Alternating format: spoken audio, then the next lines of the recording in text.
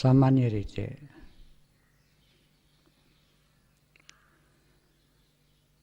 સંસારમાં આપણું ચિત્ત, આપણી દ્રષ્ટિ, આપણું એટેન્શન બહિર્મુખી છે,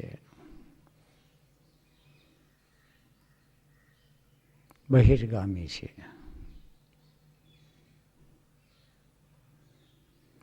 ઓબ્જેક્ટ ઓરિએન્ટેડ. અંગ્રેજીમાં ઓબ્જેક્ટ શબ્દ છે એ વિષય વસ્તુ માટે વપરાય અને અંતરાય માટે પણ વપરાય. એની ઓબ્જેક્શન્સ, કંઈ વાંધો હોય તો. અને બે અર્થ છે. ઓબ્જેક્ટ ઓરિએન્ટેડ એટેન્શન છે એ જ મુખ્ય અંતરાય છે, એ જ મુખ્ય વાંધો છે. આપણે એમાં ફસાઈ ગયા છે. એક છે એટેન્શન અથવા ચિત્તવૃત્તિ બહિર્ગામી છે, બહિર્મુખી છે. અને બીજી બાજુ ચિત્તવૃત્તિમાં પડેલા ક્લેશને કારણે એટેચમેન્ટ થઈ જાય. એટેચમેન્ટ, પોઝેસિવનેસ. બહાર ફરવા ગયા, ખેતર જોયું, ખેતર જુએ, જંગલ જુએ, ઝાડપાન જુએ, આકાશ, વાદળા જુએ. એટેન્શન બહાર ગયો પણ ત્યાં એટેચમેન્ટ નથી થતું. માત્ર રિલેશનશીપ છે, સંબંધ છે. પણ એની અંદર મારું ખેતર હોય, મારી વાડી હોય, મારું મકાન હોય. હવે સાદું દર્શન નથી રહેતું, સાદો સંબંધ નથી રહેતો. એ સંબંધની અંદર ક્લેશ પડી ગયો. આપણે ત્યાં એક ક્લેશને અહંતા ને મમતા કહે. ગુરજેફ એને આઈડેન્ટિફિકેશન, એટેચમેન્ટ કહે. જેટલા પ્રમાણમાં આઈડેન્ટિફિકેશન, એટેચમેન્ટ, એટલા પ્રમાણમાં પ્રકાશની પ્રતીતિ બહુ ઓછી થાય. તમસ, અંધકાર. યોગ સૂત્ર બહુ ગહેરી વાત કરે છે. આપણે કહીએ કે આ જગત ત્રિગુણી માયા છે, એ ખાલી શબ્દ વાપરીએ. યોગ સૂત્રની અંદર એના લક્ષણો શું છે? પ્રકાશ ક્રિયા સ્થિતિશીલમ. પ્રકાશ એટલે સત્વગુણ, ક્રિયા એટલે રજોગુણ અને સ્થિતિ એટલે તમોગુણ. પ્રકાશ ને ગુરજેફ ઇન્ફ્લુઅન્સ સી કે, ક્રિયાને ઇન્ફ્લુઅન્સ બી કે, અને સ્થિતિને ઇન્ફ્લુઅન્સ એ કે. આ બધા એના લક્ષણો.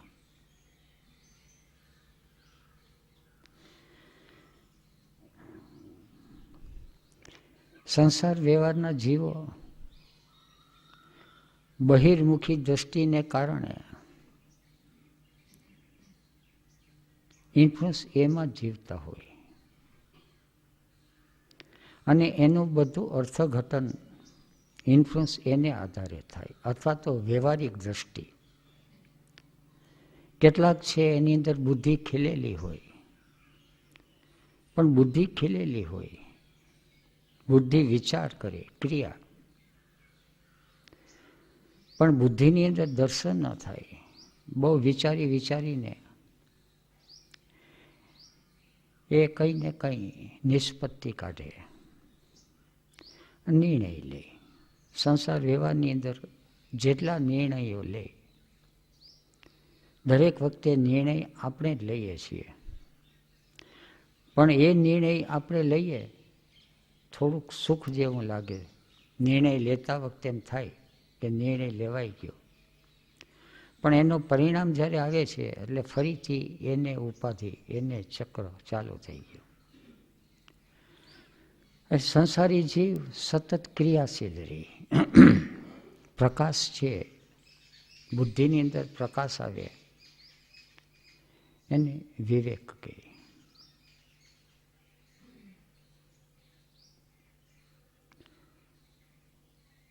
1 નવેમ્બર 1975 વિવેકનો ઉઘાડ થયો. 1974 75થી યાત્રા શરૂ થઈ. 75ની અંદર જુદા જુદા પ્રકારની શિબિરો થઈ અને એ બધી શિબિરોની અંદર વિવેક વધુ ને વધુ ઉઘડતો ગયો. ઇન્ફ્લુઅન્સથી વધુ ને વધુ આવતી ગઈ અને 75ની આખરની અંદર મૌલસી યાત્રા સંઘ શરૂ થયો.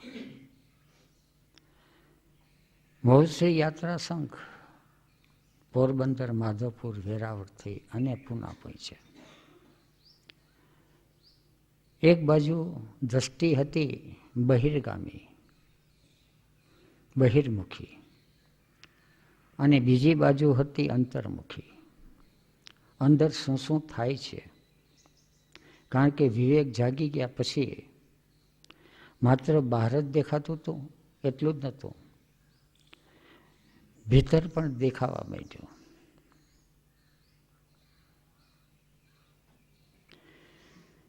મૌલશ્રી યાત્રા સંઘની શરૂઆત કરી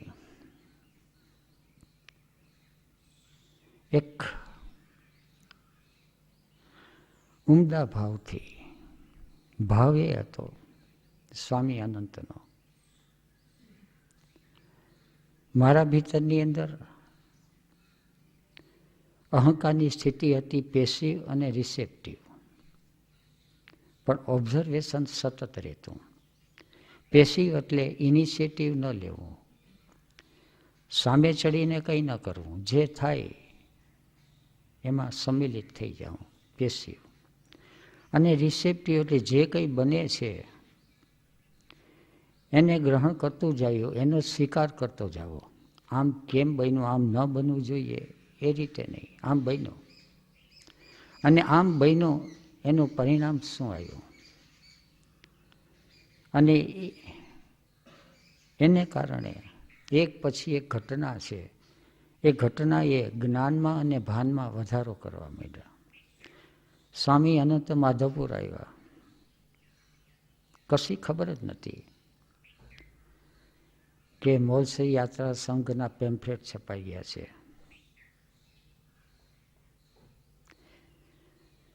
ચારે બાજુથી બધા આદર સત્કાર થવાના છે. ઘેરે આવ્યા ને કીધું કે આ રીતે ભાવ છે, આચાર્યશ્રીને બહાર નીકળવું છે.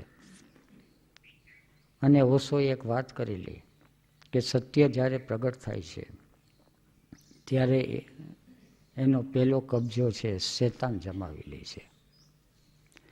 એટલે જ્યારે જ્યારે કોઈ જાગ્રત ચેતના પ્રગટ થાય તો એની આસપાસ એક ગ્રુપ બંધાઈ જ જાય છે.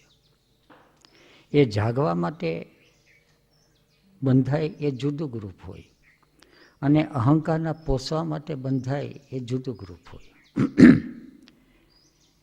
જાગ્રત ચેતનાનો ઉપયોગ કરી લે, પણ ઉપયોગ શબ્દ છે બહુ ઊંચો શબ્દ છે. જાગૃત ચેતનાનો ઉપયોગ થાય તો જાગવાની શરૂઆત થાય. દીવાની પાસે દીવો જાય તો વધુ ને વધુ પ્રકાશ આવતો જાય ને પેટી પણ જાય.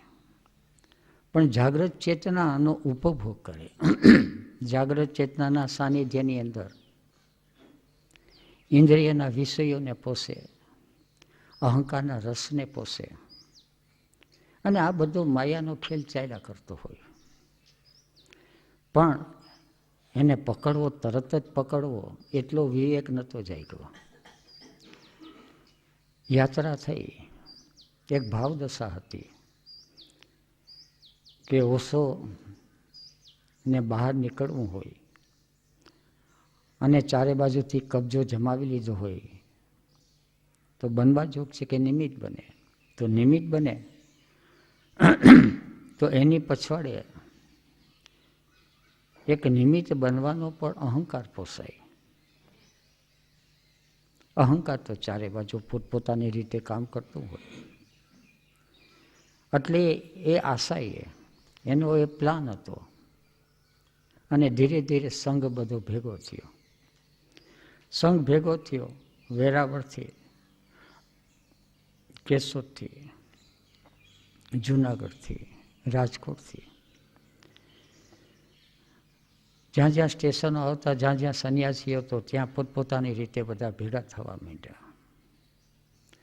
દરેક ઠેકાણે બધું પ્લાન અને આયોજન હતું. બધા ફૂલહાર ચડાવે, પૂજા કરે, ચાંદલા કરે, મીઠાઈના બોક્સ આપી જાય, ખાવા પીવાની બધી વ્યવસ્થા કરી લે. એક રીતે યાત્રા જલસાપૂર્ણ હતી, પિકનિક જેવું. કીર્તનો કરતા જાય પણ સાવ પિકનિક નથી. લક્ષ્ય હતું થોડુંક ધ્યાન, એક ભાવદશા હતી.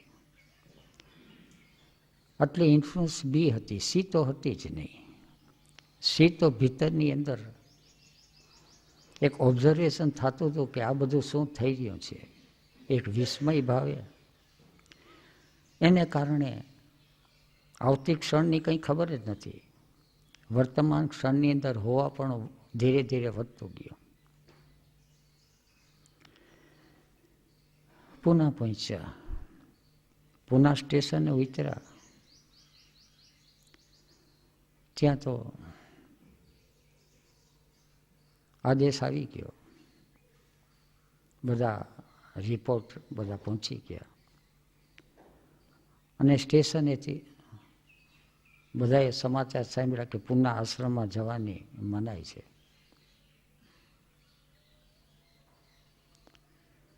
એટલે જે આશા ને જે ભાવ અને જે સપના ને કલ્પના હતા એ ભાંગીને ભૂકો થઈ ગયા.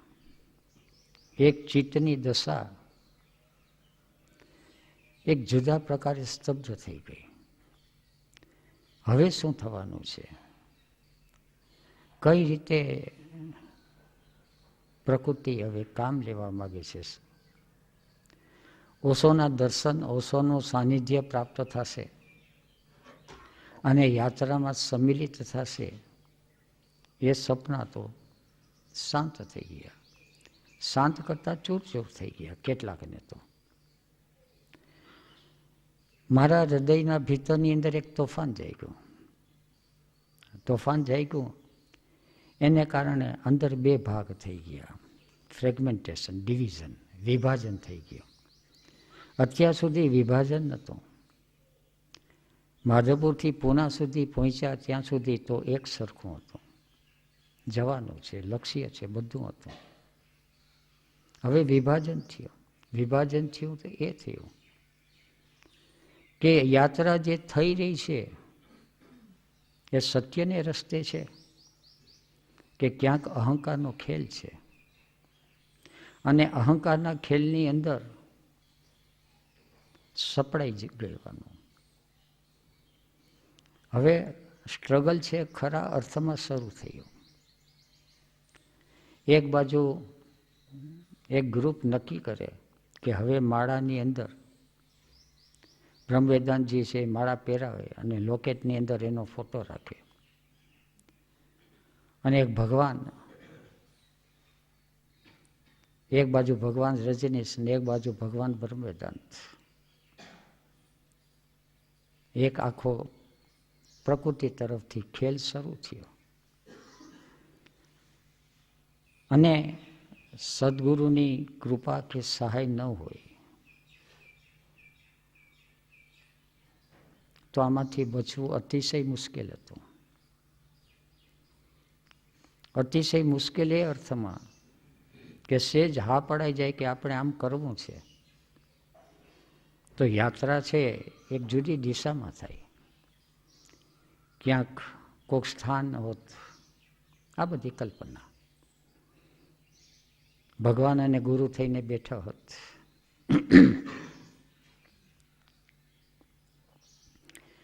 જે હોય 5, 25, 50 કે 200, 500 હોય, બધું શિષ્ય મંડળ હોય, જલસા કરતા હોય કે પીડા કરતા હોય, કંઈ કહેવાતું નથી. પણ આખી યાત્રા બીજે રસ્તે જઈ શકે એમ હતો. પણ ઇન્ફ્લુઅન્સ સી, હવે ઇન્ફ્લુઅન્સ સી હતી એ રામદુલારે બાપુના રૂપમાં હતી. બહારનું રૂપ બદલી ગયું, તત્વ તો એને એ છે. જેને રજનીશ કે પૂના કે એ તો એનું શરીર હતું, પણ તત્વ જે છે એ તો સર્વવ્યાપી બધે છે. તમારા શરીરમાં છે, આ શરીરમાં છે. પણ એ તત્વની ઓળખ છે એ દરેકને નથી. દરેક તત્વની ઓળખ કરવા માગતા પણ નથી. ઓળખ કરવા માગે તો સહેલું છે. સહેલું એ અર્થમાં છે, ઘણીવાર સંસારની અંદર જઈએ એટલે કોઈ મહેમાન ગતિ કરે. આપણે ત્યાં કોઈ મહેમાન આવે એટલે એમ સહજ રીતે કહીએ કે આવો, બેસો, શું ચાલશે. એવું ટાણું હોય તો ભોજનનું, ચા પાણીનું, આ છે તે છે. પણ સંસારની અંદર વિવેક પૂછવા ખાતર પૂછે. અંદરથી તો ઈચ્છા હોય કે જો એમને વહી જતા હોય તો ચાલવા દેવા. જમાડવાની ઈચ્છા ન હોય, જમાડવાની વાણી હોય. ગુરસેફ આને માટે એક વિજ્ઞાન આપે છે કે ઇમોશન સેન્ટર છે એ થિંકિંગ સેન્ટરમાં જાય એટલે વાણી રૂપે અભિવ્યક્ત થાય. અને ઇમોશન સેન્ટર ઇન્સ્ટિંક્ટ અને મૂવિંગમાં જાય ત્યારે આચારમાં એ અભિવ્યક્ત થાય. વિચાર અને આચાર, ભાવ તો જાગ્યો પણ ભાવ વિચારના રૂપમાં પ્રગટ થયો, આચારના રૂપમાં નહીં. ઘણાની અંદર ભાવ છે આચારના રૂપમાં પ્રગટ થાય, વિચાર પાછળથી થાય. આવ્યા ભેગું ચા પાણી હોય, ખાવા પીવાનું હોય, જે કંઈ હોય તે. પછી સામાન્ય જેવી રુચિ, એની સગવડતા. પણ ભાવ છે એ વિચારના રૂપમાં ચાલ્યો જાય. ભાવની ઉર્જા એને સંસારી કહે. ઇન્ફ્લુઅન્સ એ વિચારે તો બધું ઊંચું ઊંચું. ઓશોની કેસેટો સાંભળે, ચર્ચાઓ કરે, વિચારણાઓ કરે. આ બધી ઇન્ફ્લુઅન્સ એ. યાત્રા સંઘ જ્યારે નીકળો ત્યારે દરેક છે સી ઇન્ફ્લુઅન્સમાં નહોતા નીકળ્યા. કોઈ સીમાં નીકળેલા જાગવા માટે, જોવા માટે, જાતને ઓળખવા માટે. કોઈ બીમાં નીકળેલા કારણ કે હજી ખબર નથી, પણ એટલું ખરું કે ક્યાંક સાથે બધા છે એટલે કંઈક થાય. અને કોઈ છે એમાં નીકળ્યા કે સંઘ છે, ખાવા પીવાની, રેવા કરવાની બધી મજા આવશે, થોડુંક હવાફેર થઈ જશે. અને જે ઘટના બની દરેકના ઉપર જુદી જુદી અસર થઈ. આ ઘટના બની પણ ખામગાંવની અંદર રામદુલારે બાપુ, એનું શરીર કહેતો શરીર, અને ઇન્ફ્લુઅન્સ હતી એ અજ્ઞાત રૂપે મારી સાથે હતી. ખામગામ જવાનો પ્રોગ્રામ નહોતો. જે પત્રિકાઓ બહાર પાડેલી પૂનાથી સીધા જબલપુર જવાનો, પણ પૂનાની અંદર ઘટના આ બની, ભગવાનસિંહનું આવવાનું કેન્સલ થયું. એક દિવસ હાથમાં હતો, ખામગાંવ ઉતરવાનું થયું. ખામગાંવ જે ઓઈચરા બાપુ પણ ત્યાં હતા. સવારની ઠંડી, વહેલી સવારે, ડિસેમ્બર મહિનો હતો. બધી જાતનો થાક હતો, શારીરિક, માનસિક. સવારના 4-5 વાગે સ્ટેશને ઉતર્યા. બધા પોતપોતાનો બિસ્તરો ને જે કંઈ હતું એના પર લંબાવી ગયા, સૂઈ ગયા. એકાદ બે સંન્યાસી મિત્ર એટલા બધા ઘસઘસાટ સૂઈ ગયેલા કે કોઈક વ્યવહારિક જેને જરૂરિયાત હતી એને હાથ ફેરો થોડો કરી ગયો.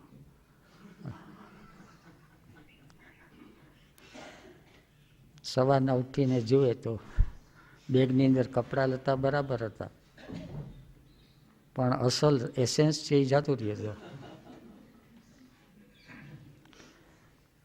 પછી તો 2-3 દિવસની યાત્રા હતી એટલે એ બધી સગવડ થઈ જાય. 2 બસ અને 1 ગાડી તેડવા આવેલી. ગાડી રામદુલારે બાપુ મોકલેલી. એને કહેલું કે બીજા બધાનો ઉતારો છે એ પાછળગાંવકર કરીને એક સંત હતા, એના નિવાસ સ્થાને ભોજનની વ્યવસ્થા બધી ત્યાં હતી. અને ગાડીમાં મને બાપુ જ્યાં રહેતા હતા, એક કોઈ શેઠિયા હતા મુંબઈમાં, નથમલજી કરી, ખામગાંવમાં એની મોટી ફેક્ટરી હતી, ત્યાં નિવાસસ્થાન બાપુનું હતું. ત્યાં લઈ ગયા. મોટરમાંથી ઉતર્યા બાપુ, સામા આવ્યા, બૂટ મોજા કાઢ્યા. બાપુએ ગરમ પાણી રાખેલું. અંદર હું પ્રવેશ કરું છું તો ગરમ પાણીએ બધા પગ ધોયા. પહેલી વાર ખ્યાલ આવ્યો કે ઇન્ફ્લુઅન્સ સી છે એ જ્યારે કબજો લે છે, કબજાનો અર્થ સંસારી માણસો જે રીતે કબજો લે છે ને એ રીતે નહીં, લગામ હાથમાં લે છે. અર્જુનની લગામ કૃષ્ણએ હાથમાં લીધેલી, અને ઘરની લગામ પત્ની હાથમાં લે, પતિ હાથમાં લે, પણ એ લગામ હાથમાં લે એ કબજા રૂપે લે. રાજા રજાડો રાજ્યની લગામ હાથમાં લે એ કબજા રૂપે લે, અધિકાર ભાવથી. ત્યારે બાપુએ જ્યારે લગામ હાથમાં લીધી ત્યારે પહેલી વાર ખ્યાલ આવ્યો કે અધિકાર મુક્ત કંટ્રોલ છે એ કેને કહેવાય? ઇન્ફ્લુઅન્સી. પગ ધોયા ગરમ પાણીથી, અંદર ખુરશી ઉપર બેઠા. મારી યાત્રા હતી ભગવાનના રૂપમાં. અંદરની સ્થિતિ ગમે તેવી હોય એ જુદી વાત છે, પર્સનાલિટીની અંદર તો. અને બાપુ છે વ્યવહાર એ રીતે કર્યા. આસન છે, ભગવાન બેસો. શું ફાવશે કે નાસ્તો તૈયાર છે, સ્નાન કરી લેવું છે તો સારું. કે કપડાં થોડા કાઢ્યા, થોડા ઘણા બાકી હતા, બાપુએ કાઢાવી નાખ્યા. અને સરસ્યું તેલ હતું આખા શરીરે, અને કે શિયાળો છે, તેલનું માલિશ કરવું સારું. આખા શરીરે તેલ ચડ્યું. ગરમ ગરમ પાણી હતું, સારું એવું. કીધું કે જોઈ લો કેવું ફાવશે. એટલે કળશો નાખતા જાય કે થોડું ગરમ લાગે છે એટલે થોડું ઠંડુ કરે. અને પછી શરીરને સ્નાન કરાવ્યું, તેલ ચોર્યું, સાબુ ચોર્યું, પાણી કરી, અને ટુવાલથી દિલ લૂછી દીધું બધે ઠેકાણેથી. અને પછી કે તમારે જે કપડાં પહેરવા એ પહેરી લ્યો. નાસ્તો કરી અને આપણે પાટલેગાંવકરજીના નિવાસસ્થાને જવાનું છે, બધા ત્યાં છે. પહેલી વાર પ્રેમ શું છે, ભાવ શું છે. જિંદગીની અંદર ઘણી જાતની સેવા કરી છે. ઘણાએ પગ દબાવ્યા છે, ઘણાએ ગળું દબાવ્યું છે. ઘણું દબાવે, પણ દબાવવામાં પણ ફેર હોય. એનો સ્પર્શ છે એ ત્યાં થયો, ખ્યાલ ના આવ્યો. પણ એક અંદર ઇન્ફ્લુઅન્સ સી આવી અને અંદર જે નિરાશા હતી, જે નિષ્ફળતા મળી, જે પૂના આશ્રમની અંદર ઓશો બહાર આવવાના હતા, એટલું નહીં, દર્શને ન મળ્યા. અને એને બદલે માં લક્ષ્મીનો ઠપકો મળ્યો. આ બધી પ્રક્રિયા થઈ અને બીજી ક્ષણે વર્તમાન ક્ષણની અંદર હાજરી આવી ગઈ. અને આ બધું સપનાની જેમ ઉડી ગયું. હવે જોઈએ છે હવે આગળ શું ચાલે છે. હવે બાપુ હવે ક્યાં લઈ જાય છે. આ બાજુ તો એક પ્લાન હતો પહેલેથી, મોમેન્ટમ હતું. હવે મોલશ્રી એ જવાની કોઈ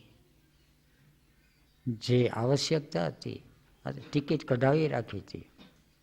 અંદરથી કોઈ ફોર્સ નહોતો, કોઈ ભાવ નહોતો. એક નીકળાતા યાત્રામાં તો યાત્રા પૂરી થાય, એક મોમેન્ટમ. સંસારની અંદર આપણે જોશું તો અમુક ઠેકાણે ઇનિશિયેટિવ છે, અમુક ઠેકાણે રિસેપ્ટિવ છે અને અમુક ઠેકાણે મોમેન્ટમ છે. મોમેન્ટમને ગુરુજીએફ મિકેનિકલ કે ઇન્ફ્લુઅન્સ છે. ક્યાંક જઈ ચડ્યા હોય તો હવે બાકીનું શેષ જીવન ક્યાં ગાળવું, તો મોમેન્ટમ પૂરું કરી લેવું. ક્યાંય હરવા ફરવા જઈ શકાય નહીં, કંઈ થઈ શકે નહીં, તો બાકીનું જીવન છે તો એ મોમેન્ટમથી ચાલે. મોમેન્ટમ એક ફિઝિક્સનો શબ્દ છે. સાયકલને પેડલ મારી દે, પછી પેડલ મારવું બંધ થઈ જાય તો પૈડું ફર્યા કરે, એ મોમેન્ટમ છે. એમ જિંદગીનો મોમેન્ટમ આવી ગયો, એ બાકીના 15, 20, 30 વર્ષ કાઢી નાખે. આપણે ત્યાં હોય છે સરકારી કે 60 વર્ષ પછી રજા આપી દે, કારણ કે 60 વર્ષ પછી મોમેન્ટમથી ચાલે. એનો શું પગાર દેવો? કંઈ કરતો હોય તો એનો પગાર હોય, આનો તો કોઈ પગાર નહીં. 60 વર્ષ પછી બધાના મોટે ભાગે જીવન જ્યાં ઇન્ફ્લુઅન્સ સી નથી, ત્યાં બધા મોમેન્ટમથી ચાલે. ત્યાં પહોંચ્યા પાછલેગાંવ કરજી. પાછલેગાંવ કરજી એક સંત એ બાજુમાં પ્રખ્યાત, પણ એની પ્રખ્યાતિ હતી સ્નેક ગાર્ડનથી, સર્પના બગીચો. બગીચો તો જોઈએ નહોતો એનો, સર્પનો બગીચો એટલે ત્યાં બધા કાળેતરા ભેગા કરેલા. 400-500 કોઈ કીધેલું કે બધા. અને એ કાળેતરાનું ઝેર કાઢે અને ઝેરને એક્સપોર્ટ કરે અને એનો બિઝનેસ. એટલે એની પાસે સંપત્તિ અખૂટ હતી. અખૂટ એટલે હું ગણી ન શકું એટલી બધી, કંઈક 32 આશ્રમો. બાપુએ કીધેલું કે આટલી ચાંદી છે ને આટલું સોનું છે ને બધા પટારા ભર્યા છે. એ પાછલેગાંવ કરજી આ બધું કોને સોંપી જવું? બાપુએ મને વાત કરી કે આ બધું છે અને એને કોઈ વારસ નથી, એને પાછલી જિંદગી ઉંમર થઈ ગઈ છે, લગભગ 90-92 વર્ષની ઉંમર હતી. અને એ મને પકડી રાખવા માગે છે અને બધું મને સોંપી દેવા માગે છે. મને પૂછે કે મારે શું કરવું? બાપુ મને પૂછે.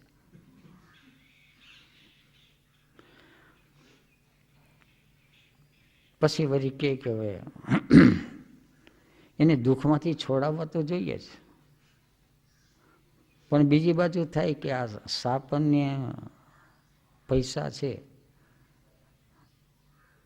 જો એ ભેગા કરીએ તો એના જેવી મારી હાલત થાય ને. બાપુના પ્રશ્ન અને એનો ઉત્તર.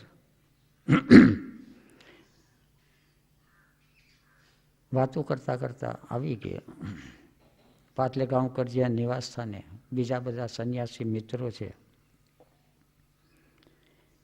એ બધા પહોંચી ગયેલા.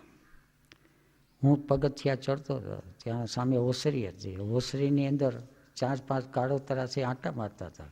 એક કંઈ ફેણ ચડાવીને બેઠા હતા ને કંઈક આમ તેમ આગળ પાછળ બાપુને હતા એટલે આમ થોડી હિંમત હતી. પણ ખ્યાલ આવ્યો કે અંદર ભય પણ છે, સાવધાની પણ છે, વિસ્મય પણ છે, જુદા જુદા બધા જે ભાવ હતા. અને ભાવને આધારે શરીરની અંદર જે કેમિકલ ફેરફાર થતા હતા, ઘડીકમાં રૂવાડા ઊભા થઈ જાય, ઘડીમાં શાંત થઈ જાય, અને સાવ આમ પાસે નજીકની અંદર જ એ લોકોએ પાટલેગાંવ કરજીએ એ મગાવી રાખેલા. કારણ કે બધા મહેમાનો આવ્યા હતા તો એને જરાક દર્શન થાય. અંદર ગયા અને બાપુ બેસી ગયા. બાપુએ એનું સ્વરૂપ બદલ્યું. માધવપુરની અંદર બાપુને અમે જોયેલા ચડી પહેરીને આટા મારતા હોય, કાં તો કેસરી ટોવાલ પહેરીને હોય. શરીર લગભગ મોટે ભાગે ખુલ્લું હોય અને શરીરનો વર્ણ છે એ ઘઉં વર્ણો, શ્યામ વર્ણ, કાઠા ઘઉં, ગામઠી ભાષા છે. આમ જરા વધારે પડતા રાતા હોય, વધારે પડતા કાળા હોય. ઘઉં વર્ણો પણ આવા પ્રકારનો. તડકે તપેલો. નર્મદા સ્નાન કરીને આવીએ ને ત્યારે શરીરનો રંગ બદલી જાય છે નર્મદા મૈયાની કૃપાથી. ઘણાને એવો અનુભવ થયો હોય. ત્યાં બાપુ બેઠા હતા ગાઉન પહેરીને. ગામ પણ હતો કોઈ મખમલી ગ્રામ, અને એનો ચહેરો હતો, ચહેરાનો કલર બદલી ગયેલો. પછી મારી દ્રષ્ટિનો ભ્રમ થયો હોય એક જુદી વાત છે. ઓશોની ચામડી હતી, ગોરી ચામડી હતી, પણ બાપુનો ચહેરો ઓશો કરતાં પણ વધારે ગોરો દેખાણો. અમારી સાથે 2-5 મિત્ર હતા, એમાં સ્વામી અનંતે ભેગા હતા. મને કે આ બાપુ છે? અને કે કેમ આવા આટલા ગોરા ગોરા કેમ થઈ ગયા? પાછી એને એ તો જરા એક મસ્કરીને ટકોર કરવા વાળો જીવ હતો, બેફામ બોલવા વાળો હતો. ઘણી વાતો છે જાહેરમાં બોલી ન શકાય એવી વાતો બોલતા, પણ તમે સમજી જશો. પણ એટલું કીધું કે મને તો એમ થઈ જાય કે બાપુને બટકું ભર લઉં ગાલે. પણ તમે બધા બેઠા હતા, હિપ્નોટિક આકર્ષણ એટલું બધું ને આટલો આવો ચહેરો ને આવું સ્વરૂપ. સાથે બીજા 2-5 જણા હતા. એને કીધું કે આ ખબર નથી પડતી, આમ જોઈએ તો બાપુ જ હતા, પણ આ બધો ફેરફાર શું થયો? બધા સ્તબ્ધ થઈને બેઠા. પાટલેગાંવ કરજી એને ઓળખાણ કરાવી. બાપુએ ઓળખાણ કરાવી કે માધવપુરથી અમારા ભગવાન આવેલા છે. ભગવાન એટલે ભગવાન. પછી બાપુની રમત શરૂ થઈ અદ્ભુત રીતે. પછી નાસ્તા પાણી બધાએ કરી લીધા. થોડો સમય હતો જમવાને. એટલે બાપુ કે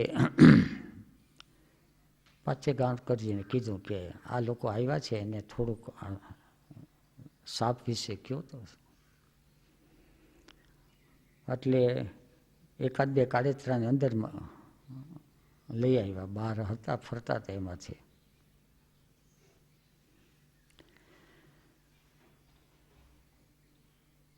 કાળેતરો એક લઈ અને ગળામાં પહેરાવ્યો. બાપુના હાથેથી પહેરાવેલો એટલે એક બાજુ ભય હતો, એક બાજુ જરાક શ્રદ્ધા પણ હતી. પણ આ બધું મિક્સ હતું, ભય મિશ્રિત શ્રદ્ધા કે બાપુ છે એટલે કંઈક વાંધો નહીં આવે. કાળેતરાનો ભય લાગે એના કરતાં પણ ગળાની અંદર એના જે સેન્સેશન થાય એનો કોઈ અનુભવ નહીં. અત્યારે ગમચો પડ્યો છે એવું એ વખતે નહોતો, હોય તો યાદ નથી. પણ કાળેતરો પહેરાવ્યો ને કીધું મને કે ફોટા પાડી લ્યો. હવે આ શિવ સ્વરૂપ કહેવાય. શિવ ગળામાં સર્પ રાખે છે. બાપુએ પહેર્યો, એના બધા ફોટા પાડ્યા. પછી તો જેને જેને પહેરવો હતો, કેટલાકને ભય લાગતો હતો. પાછે ગામ કરકે કે ડરવા જેવું કે કંઈ નથી, એ કે કંઈ કરશે નહીં. સાથે એક મા હતા, કદાચ નામ હતું કૃષ્ણામાં. એ થોડાક તર્કયુક્ત મનવાળા હતા, બુદ્ધિશાળી હતા, ભણેલ ગણેલ હતા. એને પૂછ્યું કે આ સર્પ કરડે નહીં, અને કરડે તેનું ઝેર ન ચડે? તમે આ બધાને કઈ રીતે વશમાં રાખ્યા છે? કોઈ મંત્ર છે? પછી પાછલે ગાંવકરજીએ એ કીધું કે મંત્ર નથી, પણ સબકોન્શિયસ માઇન્ડ ઉપર કેવા પ્રકારના તરંગો મોકલવા કે જેથી કરીને એનું ઝેર છે એ ચડે નહીં. એટલે પછી એક્સપેરિમેન્ટ કે આ વાત કે તમારે જોવી હોય તો બતાવીએ. એટલે કોઈ આવે એને સર્પનો ડંખ મરાવે. બીજા બધા છે જરા આમ સામસામું જોતા હતા. એટલે પછી મને થયું કે ચાલો, એટલે હાથ તીરો ભલે. બાપુ હતા, પાટલે ગાંવકરજી હતા, અને થવું હોય તો શું થશે, બધું મિક્સ હતું. ત્યાં બાપુએ મારા સામે દોરા કાઢ્યા, મને કે તમારે નહીં. એટલે પછી પાછો હાથ લઈ લીધો. ત્યાં કોઈ બીજા એક ભાઈ હતા, ત્યાંના ને ત્યાંના જ હતા, સંન્યાસીના ગ્રુપમાં નહોતા. કોઈને બોલાવ્યા, ત્યાં બેસાડ્યા અને સાપ લાવ્યો અને સાપને થોડો છંછેડ્યો અને હાથ આ રાખ્યો, જમણો હાથ હતો એ અત્યારે સ્મૃતિમાં છે, સાપના મોઢા આગળ. અને જેવો છંછેડાનો એટલે દાંત કરીને આ ઠેકાણે એને બે દાઢ ભરાવી દીધી. એક બે ટીપા છે નીચે પડ્યા. પછી દાઢ એવી રીતે ભરાયેલી હતી કે આમ ઘડીકમાં નીકળે એમ નથી. એટલે ખિસ્સામાંથી બોલપેન કાઢીને આ રીતે દાઢને લીવર આપીને દાઢ કાઢી લીધી. ભાઈ ત્યાં આંખ મીચીને બેઠા હતા. પાટલે ગાંવકરજી આંખ બંધ કરી દીધી. 10 મિનિટ બધી સ્તબ્ધતા હતી. 10 મિનિટ પછી આંખ ઉગાડી લીધી ને પછી બધું નોર્મલ હતું. ટીન્ચર આઈડીન મગાવ્યું અને ત્યાં લગાડી દીધું. પછી ભાઈ કહે એ ઊભા થઈ અને ચાલ્યા ગયા. પછી પ્રશ્ન બધો પૂછાણો કે આ ઘણા છે મંત્ર દ્વારા સાપના ઝેરને ઉતારે, પણ આ મંત્ર નથી, આની પછાડ એક વિજ્ઞાન જ છે.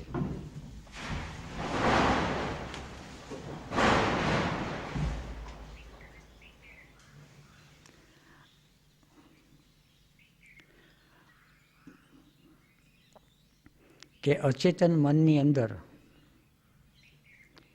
કોઈ પણ વાત ઉતરી જાય સબકોન્શિયસ માઇન્ડની અંદર, એટલે બોડીની કેમિસ્ટ્રીની અંદર ફેરફાર થવા માંડે. કારણ કે શરીર છે એ તો કેમિસ્ટ્રી જ છે. કોઈ પણ વાત અચેતનની અંદર ઉતરી જવી જોઈએ, કોઈ પણ તરંગ. એ વખતે થોડોક વિજ્ઞાનનો ખ્યાલ આવ્યો. ઇન્ફ્લુઅન્સ સી છે, ચૈતન્યની સત્તા છે. આપણા ભીતરની અંદર વધુમાં વધુ ફોર્મેટરી એપેરેટસ સુધી ઉતરે. ફોર્મેટરી એપેરેટસ એટલે મગજની અંદર ઓશોની વાણી સાંભળી એની તર્ક શક્તિ દીદીની વાણી સાંભળે, તાવડિયાજીનું સાંભળે, અથવા જે કોઈ સાધુ સંતનું સાંભળે, એ મગજની અંદર ઉતરી જાય, મગજ કબૂલ કરી લે. પણ હૃદયની અંદર બહુ ઓછાને ઉતરે. અને હૃદયની અંદર ઉતરે પણ તો હૃદયની અંદર પણ મિકેનિકલ પાર્ટમાં ઉતરે. ઘણીવાર આપણે ઈશારામાં વાત કરીએ કે હૃદયની અંદર ગર્લફ્રેન્ડનું સ્થાન છે, એટલું સ્થાન પણ ગુરુનું નથી. ગુરુને ગર્લફ્રેન્ડ સામસામા આવે તો ગુરુને જે બોલાવીને ગર્લફ્રેન્ડની સાથે વયા જઈએ. સેક્સ એનર્જી અને કોન્શિયસ એનર્જી, આનું એક સ્ટ્રગલ થાય છે. કોન્શિયસ એનર્જી જ્યારે સેક્સ એનર્જીને ઓવરકમ કરી લે, ગુરજેફની ભાષામાં લાલનો રાજા છે. આ ગુરજેફની ભાષા, જે પત્તાની રમતની ખબર છે, એ લાલનો રાજા છે. એ બધાને એ ઓવરકમ કરે, હુકમનો પાનો. આપણે ત્યાં કે સદભાવ છે, એ ભાવ છે, સત છે. બીજા બધા ભાવ છે એ પરિવર્તનશીલ છે, એને મિથ્યા કહે. પણ આ ભાવ જો જાગી જાય તો શરીરની અંદર એક શરીરના સ્તર ઉપર પણ કેમિસ્ટ્રી બદલાઈ જાય. શરીરના સ્તર ઉપર આ બાજુ ભય હતો, બાપુનું સાનિધ્ય મળ્યું. અને સાનિધ્ય મળ્યું એટલું જ નહીં, ધીરે ધીરે ધીરે એ ઉર્જાનો અંદર પ્રવેશ થવા માંડ્યો. એટલે આગલી રાતની જે કંઈ બધી નિરાશા હતી, હતાશા હતી, એ બધી ઉડી ગઈ. અને જ્યારે ખ્યાલ એક અંદર હતું કે ભગવાન શ્રીના દર્શન કરવા, તો ભગવાન શ્રીના દર્શન એ સ્વરૂપે ન થયા. સ્વરૂપ બદલી ગયું, પણ એના દર્શન થઈ ગયા. દર્શન થયા એટલું જ નહીં, જે કંઈ ઈચ્છું તો એના કરતાં પણ વધારે મળી ગયો. બપોરે અને સાંજે જમી લીધું તો પછી નાસ્તો પાણી કરી અને જબલપુર બાજુ નીકળવાની તૈયારી થઈ. સ્મૃતિમાં નથી, પણ જબલપુર પહોંચ્યા લગભગ રાતના 9-10 વાગે. તારીખ યાદ નથી, કદાચ 30 હોય કે 31 હોય. 31મી રાતે મોલશ્રી વૃક્ષ પાસે જવાનું હતું.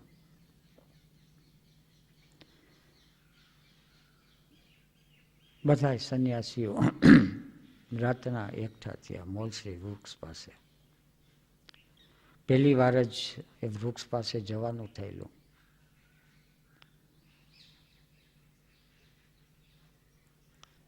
રાતના 12 વાગી ગયેલા.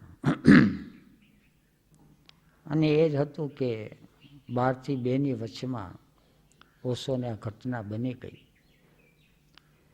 તો એ વૃક્ષ નીચે 12 થી 2ની વચમાં બેસીએ તો બનવા જોગ છે. ઘટના બની, એ બને છે. પણ એના રહસ્યની સંસારી જીવને તો ખ્યાલે ન હોય. સંસારી જીવ જ્યારે બેસે છે ત્યારે કામનાને અપેક્ષા લઈને બેસે છે.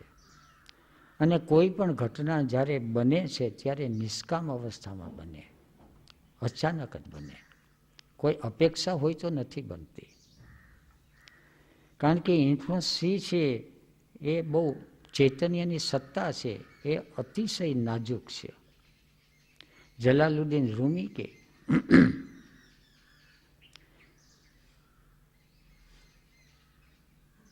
કે પ્રેમની એક અવસ્થા છે, ગહેરા પ્રેમની અવસ્થા. એમાં સેજ પણ કામના આવી જાય તો એ રીસાઈ જાય છે. આ પ્રેમની ભાષા. ત્યાં જઈને બેસવાનું થયું. કામના તો કશી હતી નહીં, પણ એક અનુગ્રહનો ભાવ હતો કે જે સ્થાન ઉપર, જે શરીરની અંદર ચેતનાનું અવતરણ થયું, એને ઓશો તરીકે અત્યારે ઓળખાય, એ વખતે ભગવાન રજનીશ, અને જેના માધ્યમ દ્વારા આ શરીરની અંદર પણ ધીરે ધીરે ધીરે ધીરે યાત્રા થતી આવી છે. ફરિયાદનો ભાવ હતો એ બધો શાંત થઈ ગયો. અનુગ્રહના ભાવથી આંખમાંથી આંસુ ચાલ્યા જાય. રાત્રિનો સન્નાટો હતો અને અડધી કલાક થઈ હશે ત્યાં સ્વામી અનંત ની અંદર એક આવેશ આવ્યો અને આવેશની અંદર એક નેગેટિવિટી કેથાસિસ શરૂ થયો અને કેથાસિસની અંદર લગભગ અડધી કલાક કેથાસિસ ચાલ્યું. રાડે રાડ, ચીસાચીસ, ગાળાગાળી, અને જે વ્યક્તિઓ તરફથી એને બધા મળેલા આઘાતો પ્રત્યાઘાતો, અને ઝુસકે ઝુસકે પછી એ રેડા. એક ભાવાવેશ હતો.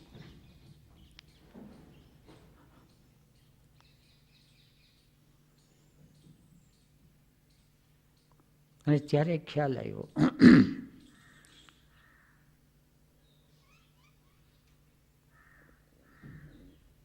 કે જેના ગાઈડન્સ નીચે આ યાત્રા થતી હતી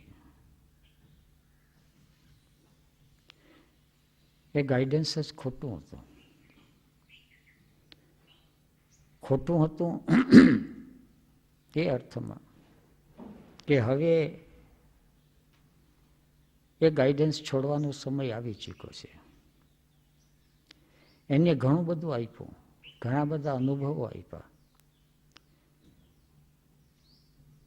સંસારની અંદર કોઈ પણ વસ્તુ વ્યર્થ નથી જતી. જાગૃતિને રસ્તે જવું છે અને કોઈ પણ વસ્તુ વ્યર્થ નથી જતી. એ અનુભવ આપી જાય અને એ અનુભવ વધારે ગહેરો આપી ગયો. અત્યારે એ અનુભવ કામ લાગે કે કઈ વ્યક્તિ ખરેખર જાગવા માગે છે અને કઈ વ્યક્તિ છે એ જાગવાને આશરે એ પોતાની સુરક્ષા માગે છે, ઇન્ફ્લુઅન્સ બીમાં. અને દરેક વ્યક્તિ છે એ પોતપોતાની રીતે છે, બધી એના લેવલ ઓફ બિંગ પ્રમાણે યથાસ્થાને જે છે. નાનું બાળક છે, નાનું બાળક છે, ઉંમરલાયક છે, ઉંમરલાયક છે. અને પછી તો એક આખી રેન્જ દેખાય, બેહોશથી માંડી અને જાગૃતિના પ્રદેશમાં કેને કેને પ્રવેશ કર્યો છે, કેને કેને બુદ્ધિના ક્ષેત્રની અંદર પ્રવેશ કર્યો છે, કોની અંદર થોડી ચાલબાજી છે, પોલિસી છે. એ આ ઘટના પછી વધારે સ્પષ્ટ થવા માંડી. અને એ વખતે મનની અંદર એક નક્કી થઈ ગયું કે હવે અંધ સ્વામીનો સ્વાર્થ છોડી દેવો.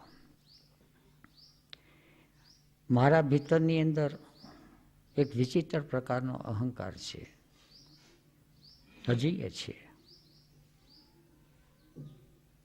એક અંદર સભાનતા છે, ગહેરી સભાનતા. અને એ સભાનતાની અંદર એક પ્યાસ છે સત્યની, સત્યને રસ્તે જવું છે. અને એને કારણે એક જુદા પ્રકારની હિંમત છે.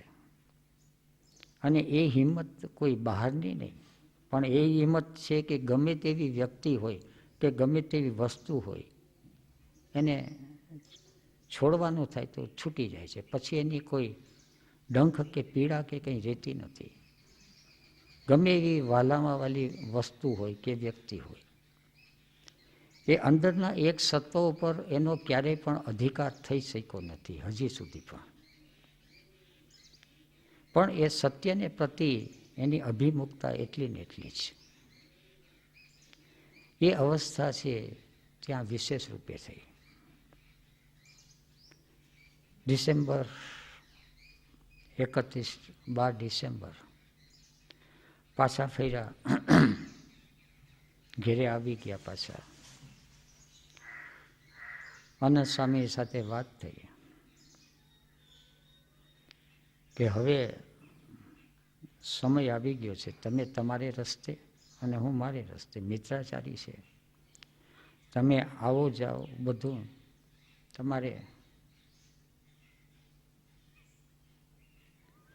તમારે રસ્તે જવા માટે કંઈ સહયોગની જરૂર પડે. તમારા મારા પર ઘણા બધા અનુગ્રહ છે. આ સ્થિતિએ પહોંચાડવામાં, ઓશોની પાસે લઈ જવામાં, સંન્યાસ દીક્ષાથી માંડી અને શિબિરો બધાની અંદર એને ખૂન પસીના વેવરાવીને બધી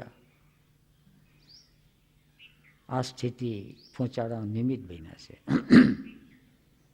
પણ હવે મને એમ લાગે છે કે વધારે સાથ નહીં આપી શકું, હવે હું મારે રસ્તે જઈશ. પછી એને વાત કરી કે એક મારી ઈચ્છા હતી કે ઓશોએ જ્યાં જ્યાં શિબિરો કરી છે, માથેરાન, આબુ, મનાલી, કે જે સ્થાન ઉપર શિબિર કરી છે એ બધા સ્થાન ઉપર મારે તમને લઈ જવા હતા, મારી એક ભાવના હતી. એટલે એની સાથે પછી વાતચીત થઈ કે તમારી સાથે હું આવીશ, પણ તમારા કોઈ પણ ભાગની અંદર હવે હું સક્રિય નહીં બનું. તમારે તમારી રીતે જે કંઈ કરવું હોય, મારી હાજરી ત્યાં માત્ર રહેશે. અને બીજી વાત કે આનો પણ એક ટાઈમ પીરિયડ નક્કી કરી લો કે ક્યાં સુધી, કારણ કે હવે જાજુ ખેંચાય એવું નથી અને મારા ભીતરની અંદર પણ એટલો સમય નથી, હિંમતે નથી. મને કે 1 વર્ષ. એટલે પછી ત્યારે નક્કી થયું કે 1976ની ડિસેમ્બર 31 સુધી અમારા બંને વચ્ચે કોન્ટ્રાક્ટ ચાલ્યો, કોન્ટ્રાક્ટ થઈ ગયો. હવે કેવા પ્રકારનો કોન્ટ્રાક્ટ અને કઈ રીતે છે એ વાત આવતીકાલે કરશું.